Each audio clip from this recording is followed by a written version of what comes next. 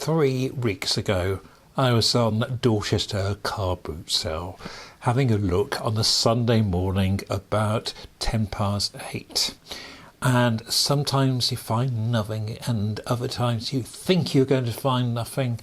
And this particular Sunday, I wasn't very hopeful, and I spotted a man selling quite nice sort of antiques. He didn't have a lot on his table, but he did have his brown case, and I recognised it immediately as a Zeiss case, and I thought it might hold what it did. And when I opened, I said very politely to the gentleman, "Can I have a look at your camera?" And he said, "Oh, please do." He said, "It's a very good quality camera. It belonged to someone who really knew about cameras." And it still has the name of the owner on the top of the case. So when I opened the case, I was absolutely delighted to find this. And this is a Zeiss Icon Contaflex. And it's a Contaflex Super B. And it was produced about 1963, 1964. Now, for me, 1964 is quite a significant year. And I think you can probably guess why it's a significant year. So 1964 and 2024, again, you can see that this might be a significant year for me. So when I found this particular camera, I have a predecessor of this camera from about 1960, which I've done a YouTube on before, and it's one of my fave cameras. I was delighted to find this. However, I picked it up and had a really good look at it, and I thought, oh dear, because I couldn't get the meter to respond. It's the positive points of the camera, the focusing, as you can probably see here, is absolutely fine. The lens is nice and clean. The top of the camera is clean. The lens is a Tessa, Zeiss Tessa. This camera has a lot going for it. However, if the meter doesn't work, you can still use, because the original Contaflexes were manual cameras. Then they had a selenium meter. Then they had another, this is a selenium meter, but it has an automatic function. And this was absolutely groundbreaking in 1963. So you basically set this camera on A, and you set the shutter, and the camera basically sets its own aperture. So this is a shutter priority automatic camera. Aperture, not aperture priority, this is shutter priority. And it was one of the first. Plus, in the viewfinder, when I look in the viewfinder, I see at the bottom, I see my shutter speed, and I do see my aperture. And when I actually so I bought this camera for a negotiated price because I wasn't sure if it was actually working, and I paid a price that I was happy with and the dealer was happy with. And when I got it home, again, the meter didn't seem to be working immediately, but when I actually took it out into the sun, it was working. It seemed to just need time to warm up. And I actually used it, and it seems to work quite well. But we'll come to that later. Let's just have another look at the camera and how we would actually load a film and use it. Loading the film is a little bit different on here because these bags are actually interchangeable, and you take the camera back off like, just let me check, there's no film in the camera. So we take the camera back off by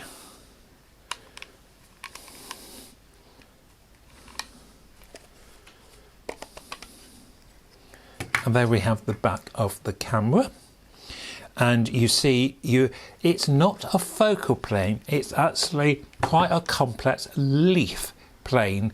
Sorry, not a leaf plane, it's a leaf shutter.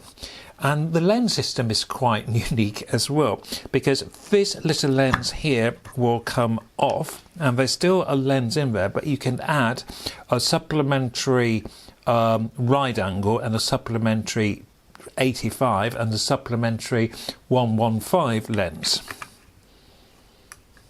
So it's a leaf shutter.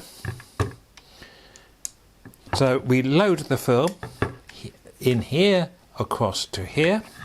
Then we can put our back on.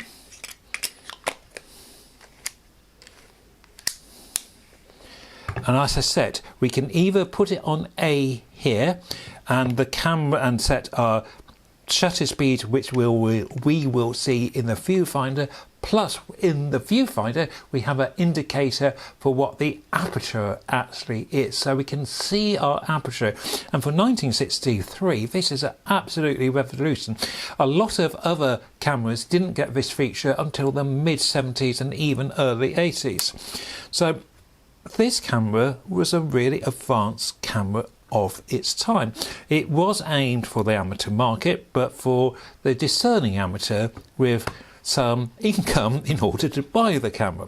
So going back to operational use, right, so we can see when we point the camera, if we got it on automatic, we can see in the viewfinder what the aperture is, and we can also see it on the top here. We take a photograph on the top there, we've got a nice rind on, and continue like that. If we want to use it in manual mode, there's no manual metering, but we can just set our aperture as we want. So we could use a separate meter, set the aperture here, set the shutter speed, and use accordingly. My last point with the camera is, once the film is actually used, to actually rewind the film, we haven't got a button to press, we actually move that to R, and then the film will rerun. Let's see if the film actually turned out when I actually used the camera. It was a very bright day when I took this camera out, and I took it to Corfe Castle, and you can see immediately, I hope, how sharp this Tessa lens is. It was super, and on every photo the focusing worked really well. It was really clear. It doesn't seem to have any fungus or any foreign objects in the lens. It's as clear as anything. I really enjoyed using this camera. It reminded me a lot of the other Contaflex I've got.